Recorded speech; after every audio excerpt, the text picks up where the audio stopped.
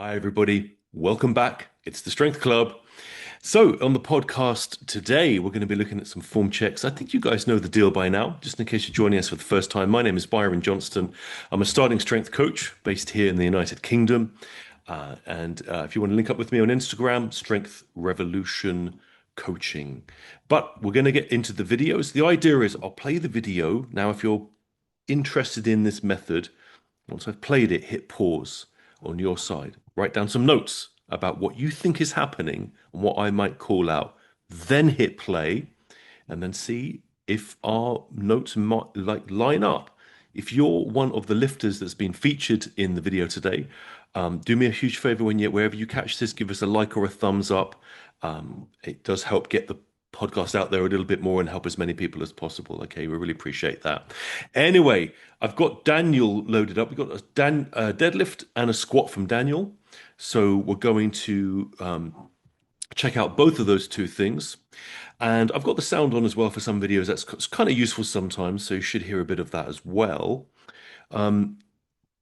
Let's get a look at the deadlift then. I'll hit play. You guys have a look and I'll shut up for a second.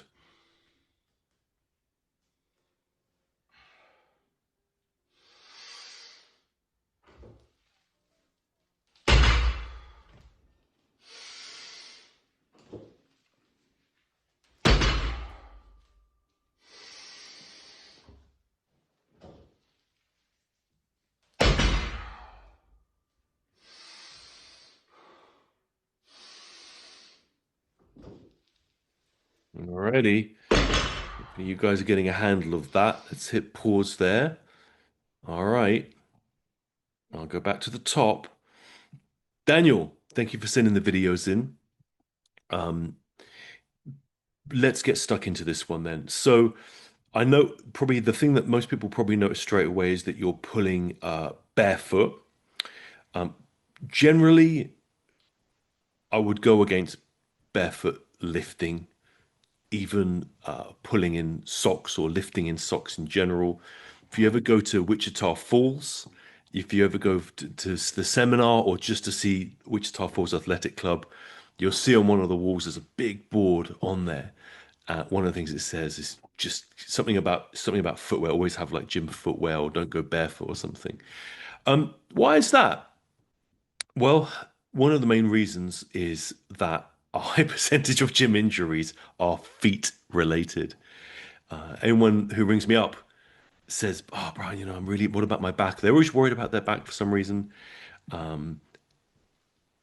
But I'm more concerned about one, people's feet getting hurt, which is again, it's one of the most common ones. And the other one, if I do actually express concern for some people, I usually say it's the bench press is the one you've actually got to be really careful of. That is dangerous if you don't know what you're doing. And you guys rarely send in bench press videos. Please, enough of the squats and deadlifts. Send me a power clean. Send me a bench press. Send me a shoulder press. All right, Daniel. So first things first, yeah. If you can, I really recommend investing in some lifting shoes. Okay, they frequently go into sale. Keep your eyes out. In the UK, the ones I like to use is Adidas Powerlift. They feel like a trainer, but they respond like a lifting shoe. Very useful to use. I think they're a good start point. There's not very much of an aggressive heel lift on those either, and they frequently go into sale on the Adidas website and other places as well. You'll spot them at like half price and stuff. So if you want a recommendation, that'd be a start point.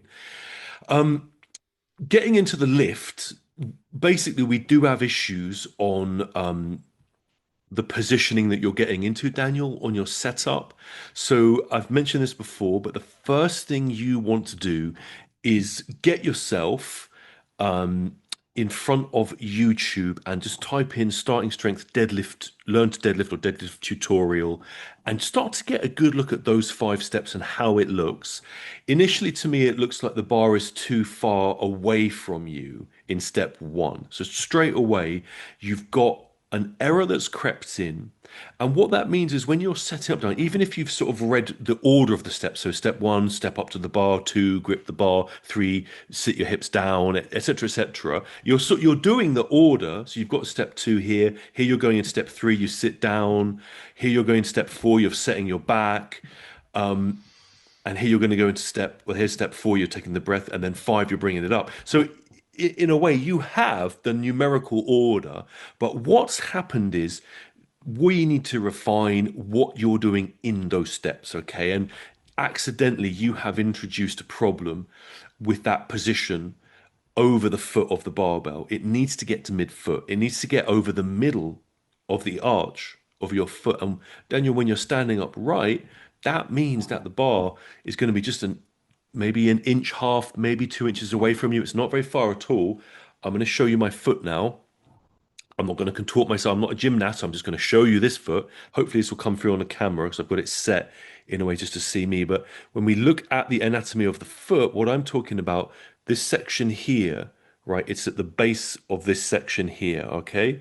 So the long bones that you get in the foot, it's at the base of those metatarsals, all right?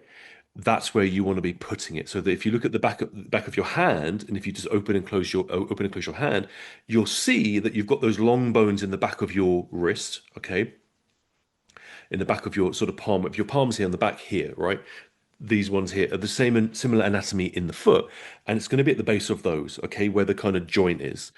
All right. So you need to get closer because as the bar's too far away from you, as you go to sit down, this is causing you all manner of problems. So now as you come down, Daniel, because the bar's so far away from you, even though you're following the checkpoints of sit down until your shins touch the bar, the problem you've got yourself in is because the bar's so far away from you, you're ending up sitting down really low. So your hips are now too low. So now you've got a recurring problem in step number three. See how it's followed you in there? So the root cause is that step one, even though your attention to detail was there, you got yourself into a low hips position here. Now, this weight is not a problem for you, but when this gets heavy, and of course in the future it would if you're following starting strength, adding 5 pounds, you're gonna start to have mechanical issues here. At the minute, it's light enough that you can basically get the damn thing up and get it going.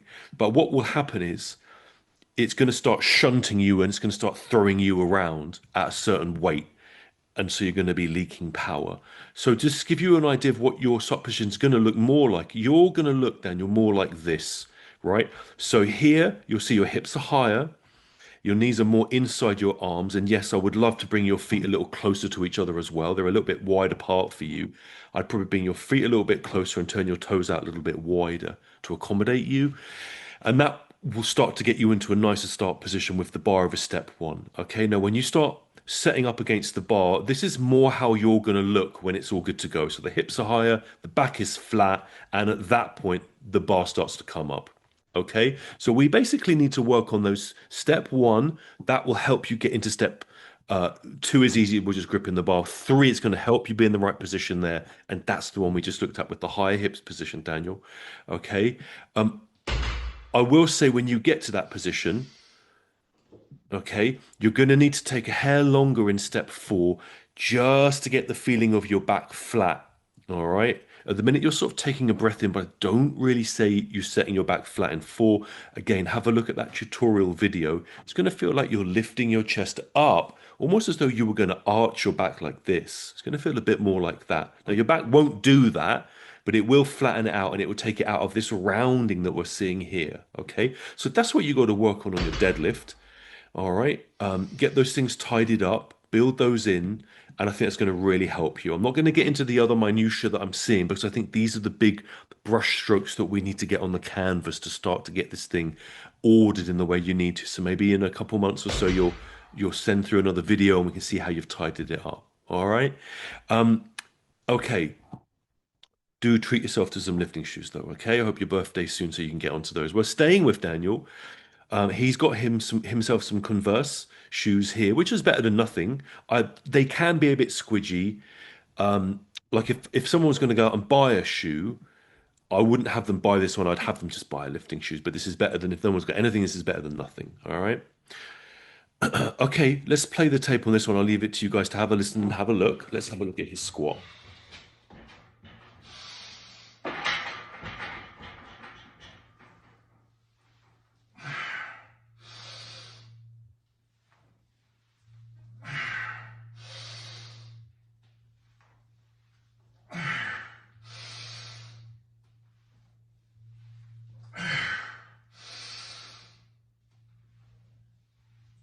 Right, guys, you got your notes?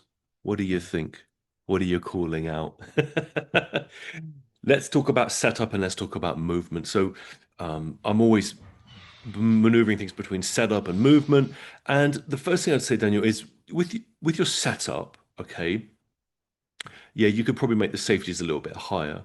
But that aside, I think you need to kind of slow down a little bit and just be a bit more methodical in your execution of the lift, okay? You sort of get a breath in, but you sort of whip it off the rack and you kind of rush into the squat. You've barely settled and you're sort of, you know, it's like a man who's in a hurry to catch bus.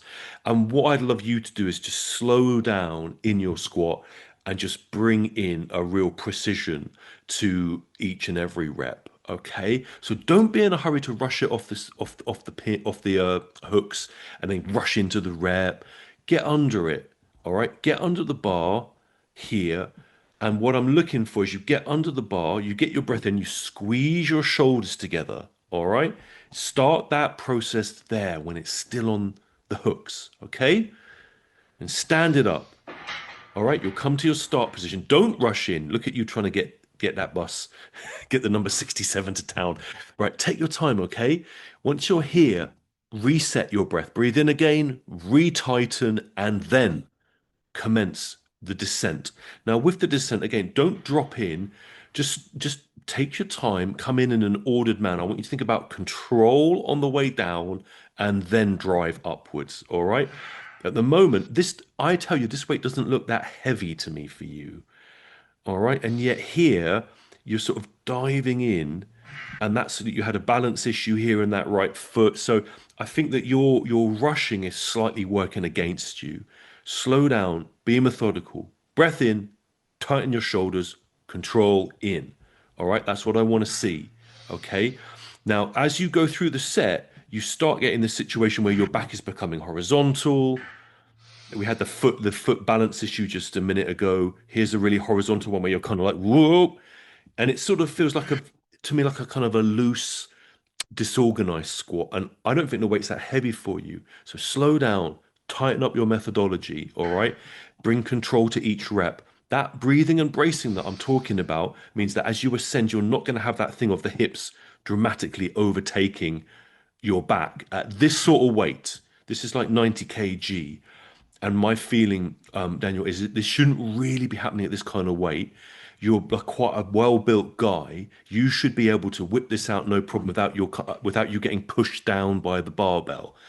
All right, 100 plus, 140, 150, 160, maybe we'll see a bit more of that. But at 90, I don't expect to see it. Okay, so just see if you can dial in those things for me. All right, you get to work on that. It looks like you've got a really cool little home space here, so you've got the luxury of no one waiting. You look tapping their wristwatch. How long is he going to be in the rack? You've got the time to work on these things. Okay, get stuck in. These are good things to work on, and enjoy the process. All right. Now, the barbell in the background is a lightweight barbell. That looks like a rogue bar to me. That's a light bar. I think someone else is training in your gym. Or you've got that for very specialist reason. Maybe next time we'll see them. All right, Daniel, I hope it's been helpful. You can drop a question. If you want to question me, guys, on YouTube, you must tag me in or I won't see it. It's Strength Revolution Coaching on YouTube if you post anything there. But it's nice if you do just to say thanks for the form check. I do appreciate it. Gives me that little bit of motivation and that feel good vibes. All right. You know, the kind of vibes Rip's always talking about. You know what I'm talking about, right, guys? Rip doesn't talk about vibes. Okay, Daniel, that's all you've done and ticked off. Now, I do hope you guys stick around for the whole thing today. I've got two more to do, but the one at the end has things in it which I have not seen before. It is almost a unique video. So if you were just about to go put a kettle on or get a beer or something, hang on, because you're going to not want to miss the last one from today. It is quite a unique form check. But before we go to that, I've got a feeling I may have helped this person before. This is Louis. Gonna squat, and Louis, I feel like I've seen you before, but I might be getting, I might be having a moment, so maybe not. Anyway, Byron, let everyone watch. Play the tape. Here we go. I think so.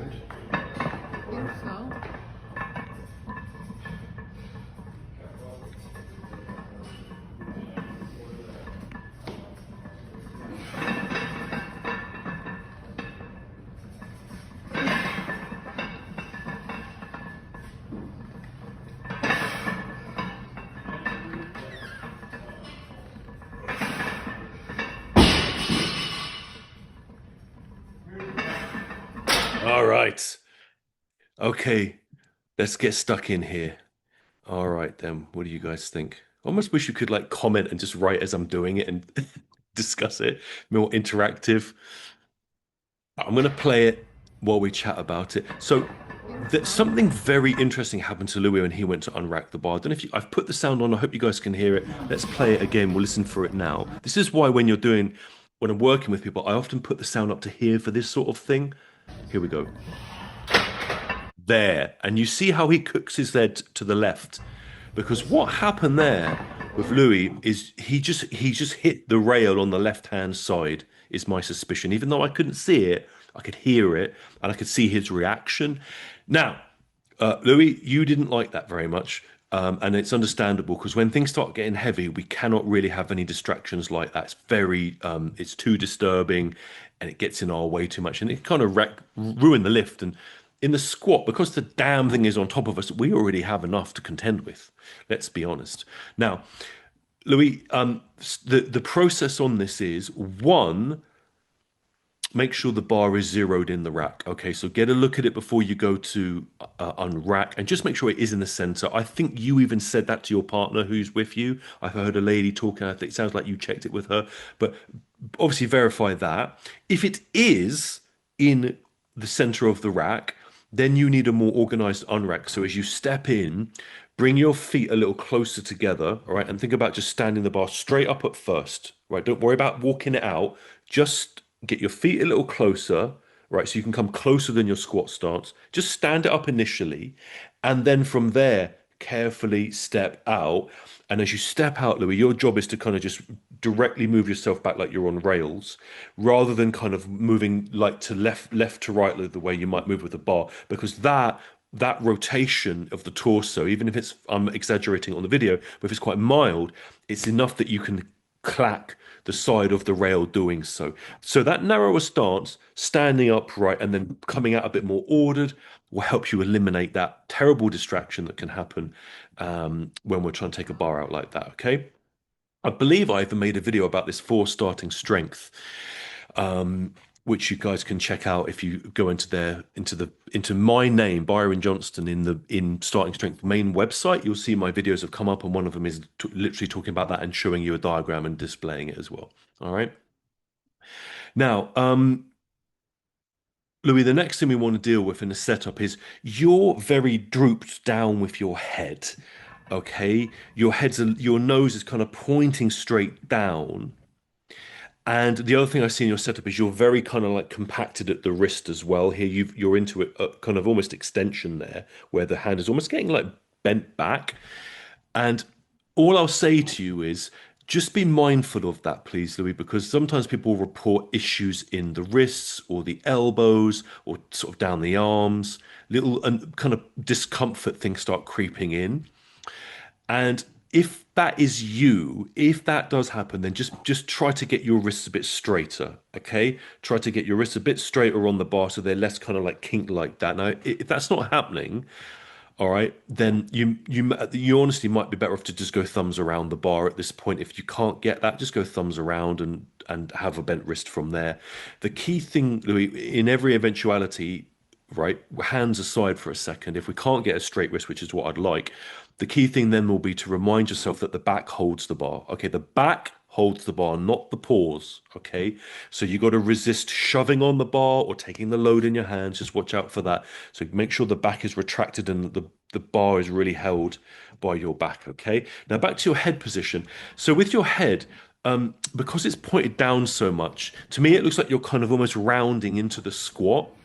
So here you're almost sort of leading down with your nose because your head is pointed down so much. It's almost like you're diving into the squat with your nose. And then do you see here, do you kind of like round into it? So you kind of like almost fold yourself around into the squat.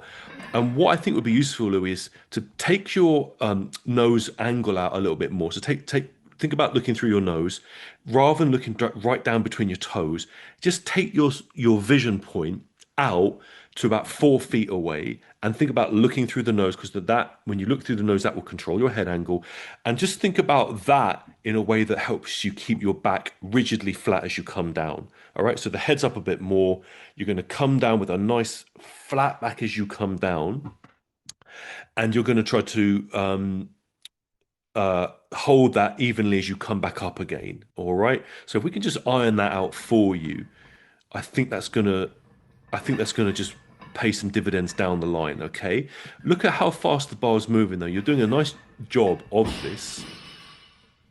All right. So I think we've got it, but we just want to tidy up those couple of things for you. Okay, Louis. So again, any issues there, fix that if you need to, or tinker with that. And if you can get it straight, that'd be great.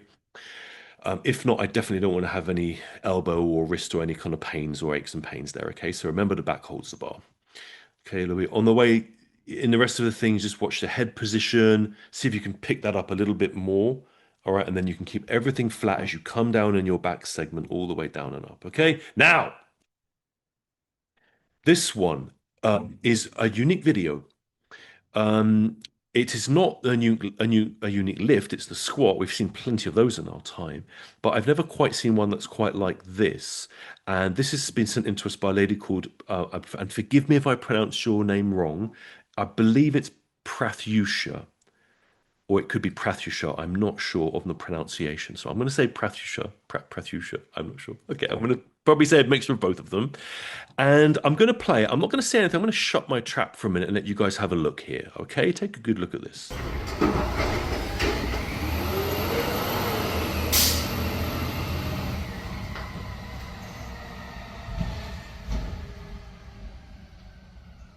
It's interesting, isn't it?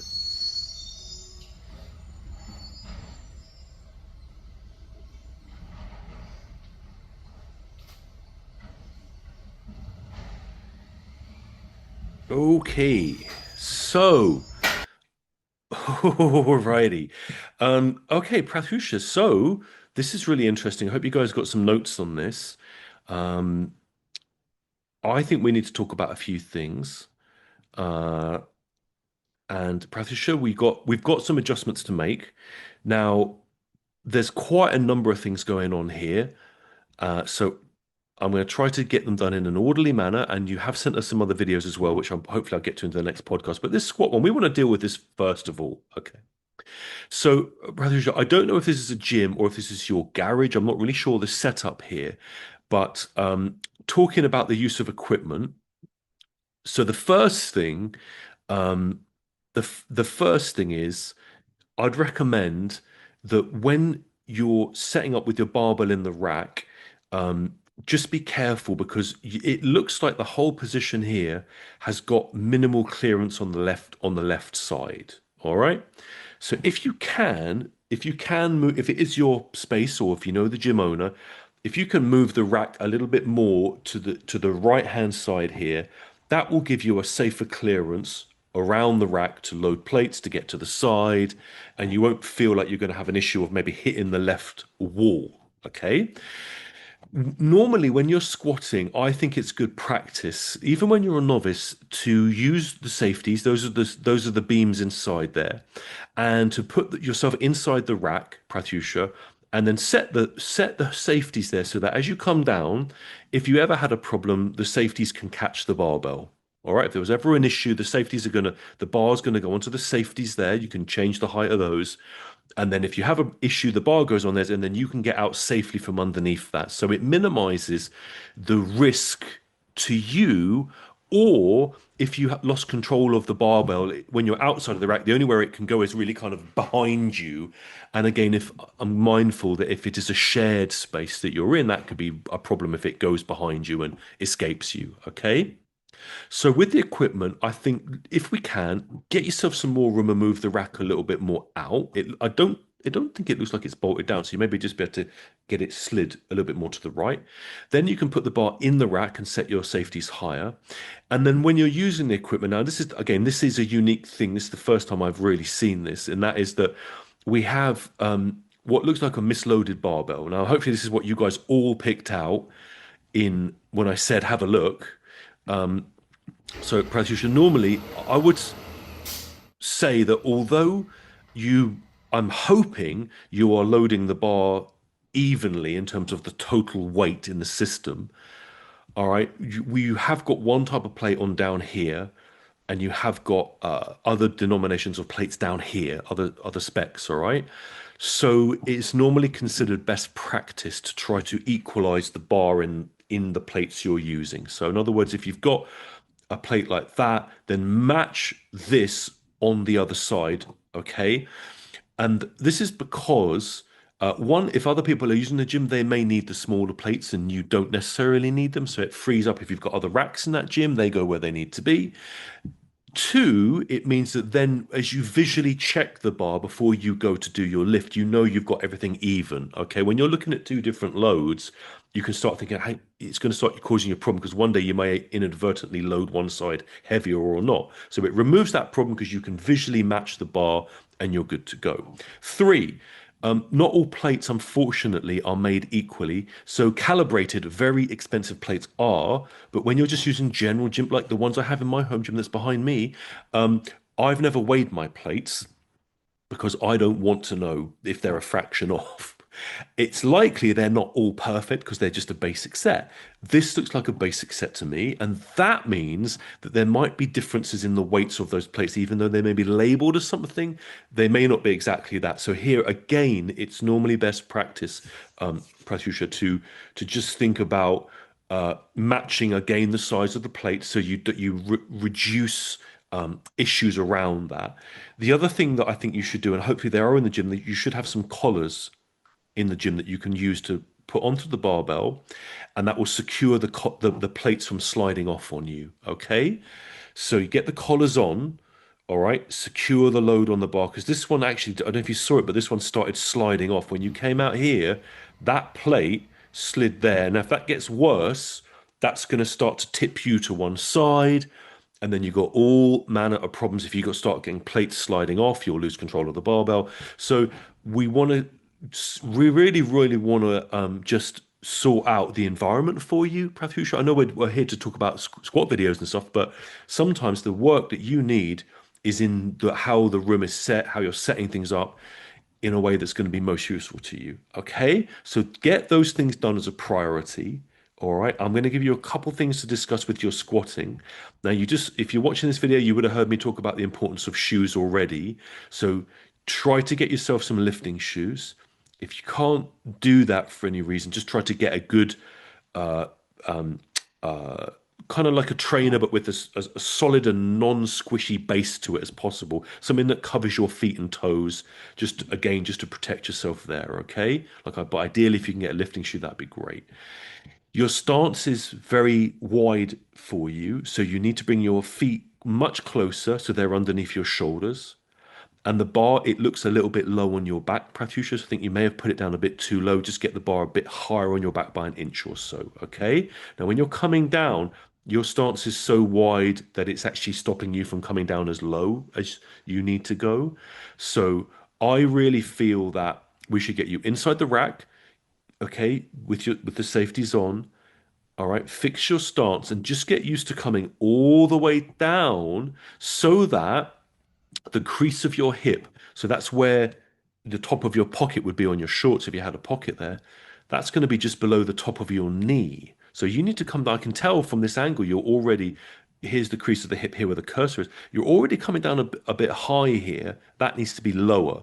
So your stance being a bit closer is going to help you with that, okay? So we've got quite a bit of work to do in your squat. Let's get you to fix the environmental factors first, tidy up the stance and the bar position, and then just work on coming down lower to the description. And you can just go ahead and look at this on startingstrength.com. If you just Google squat there, go and search for squat there, you'll start to see some diagnostic images of how the squat should look. Okay, so you can get that for free on the website so you can see a clear image of how low you should be going in the squat. Okay, so but it's definitely lower than this. All right, so let's go ahead and get all those things tidied up in your gym environment and in what you're doing so far. And then after that, we can sort of have a look at other aspects of the squat and really get into the movement. Okay. I would advise for now, just lighten the load that you're lifting. All right. Bring that in. It's a little bit too heavy still. Let's rein that in. Bring it back 5 or 10, well, probably just 5 kg. I'm not sure what I really don't know what you've got here, but maybe bring it back in 5 kg and just get those things dealt with. All right. So that you can squat and feel a little bit more confident and safe in that environment. Okay. All right. I hope that's helpful for you, Pratyusha, and I hope you guys also saw the benefit of this because all sorts of people are out there with things that they don't necessarily know they're doing wrong or they're having issues with, and that's really what this sort of coaching is all about. Is helping people and meeting them wherever they're at. Some people are lifting, 315, all right, and it's a tiny little adjustment.